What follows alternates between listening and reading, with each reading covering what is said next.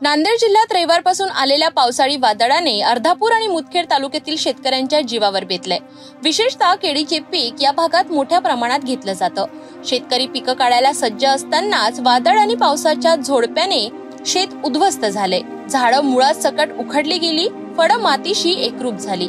खासदार रवींद्र चव्हाण यांनी या भागाचा दौरा करत शेतकऱ्यांना धीर दिला। त्यांनी प्रशासनाला तात्काळ पंचनामे करण्याचे निर्देश दिले असून शासनाकडून त्वरित मदतीची मागणी केली।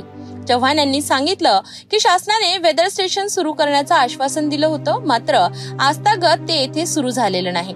वेळीच हवामानाचा अचूक अंदाज मिळाला असता तर शेतकऱ्यांना मोठ्या प्रमाणावर नुकसान टाळता आलं असतं।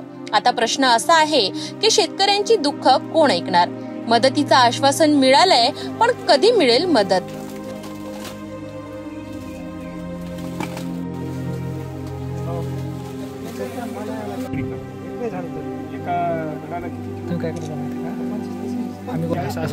सर्वे करून त्याचा रेकॉर्डवर नोंद घे।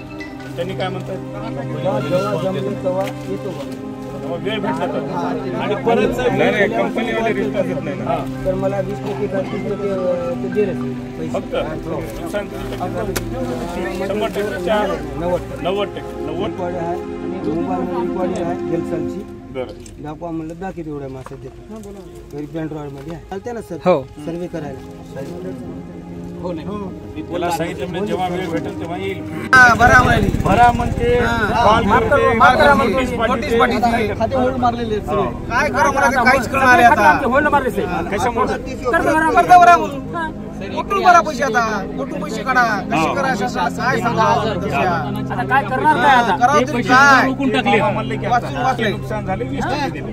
काल रात्री नांदेड जिल्ह्यामध्ये मोठ्या प्रमाणात वाऱ्यासह मोठ्या प्रमाणात पाऊस पडला आणि आपण बघतोय मुदखेड तालुका असेल, अर्धापूर असेल, भोकर तालुक्याचा काही भाग मोठ्या प्रमाणात जो इथं केळी बागायतदार शेतकरी आहे, केळी उत्पादक शेतकरी आहे, आपण मागे बघू शकता की त्यांच्या बागाच्या बागा या ठिकाणी केळीच्या उद्ध्वस्त झालेल्या दिसत आहेत। आणि मी आज या ठिकाणी प्रत्यक्ष पाहणीसाठी आलेलो आहे। इथे तहसीलदार आहेत, डिप्टी कलेक्टर आहेत आणि आम्ही या ठिकाणी आपण बघतो की शेतकऱ्यांचं प्रचंड प्रमाणात नुकसान झालेलं आहे। तर मी या ठिकाणी अधिकाऱ्यांना सूचना दिलेल्या आहेत की आपण तात्काळ या सर्व केळी बाधित शेतकऱ्यांची आपण पंचनामे करावेत, शासनाला त्वरित अहवाल द्यावा आणि त्यांचं जे नुकसान झालेलं आहे ते त्वरित शासनाकडून या ठिकाणी शेतकऱ्यांना देण्यात यावं।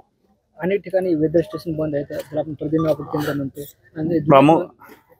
प्रामुख्याने ग्रामीण भागामधला शेतकरी काहीशा प्रमाणात हवामानाविषयी अन्नभिन्न असतो, म्हणजे त्याला टीव्हीच्या माध्यमातून किंवा इतर माध्यमातून माहिती होते, पण शासनाने अनेक ठिकाणी ऑटोमॅटिक वेदर स्टेशन या ठिकाणी उभारल्या जातील म्हणून सांगण्यात आलं होतं, पण या भागामध्ये ऑटोमॅटिक वेदर स्टेशन अद्याप कार्यान्वित झालेलं नाही। जर ऑटोमॅटिक वेदर स्टेशन असलं तर त्या भागातल्या शेतकऱ्यांना त्या नुकसानीची थोडीशी कल्पना आली असती, काय वादळ येणार आहे, किती प्रमाणात पाऊस येणार आहे, म्हणजे शेतकरी थोडासा सतर्क राहिला असता असं मला वाटतं।